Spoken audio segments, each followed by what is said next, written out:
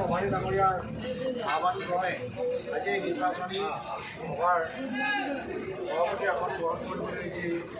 অনুৰোধ আগবঢ়াইছে তাৰ প্ৰতি মই সন্মতি প্ৰকাশ কৰিছোঁ আৰু সকলোৰে সহযোগিতা কামনা কৰি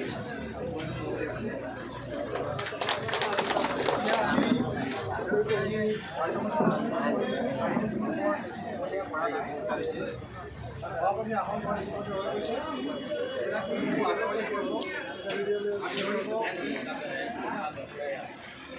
ৰহমান ডাঙৰীয়াই তাৰপিছত দলীয় প্ৰাৰ্থীখন দলীয় দুই পক্ষৰ এজিপি আৰু বিজেপি দলীয় কৰ্মকৰ্তাসকলৰ একাষাৰ আৰু প্ৰাৰ্থীৰ একাষাৰ আৰু সভাপতিৰ ভাষণৰ সভাপতি হ'বনে আৰু আমি দীঘলীয়া কথা পাতি দিব পাৰিম আজি চমুকৈ কৰি দিছোঁ ঠিক আছে আপোনালোকৰ সহমত যেতিয়া প্ৰকাশ পাইছে তেতিয়াহ'লে মই দ্বিতীয় কাৰ্যসূচীত আগবাঢ়োঁ দ্বিতীয় কাৰ্যসূচী আছে চিনাকি গুৰু আদৰণি পৰ্ব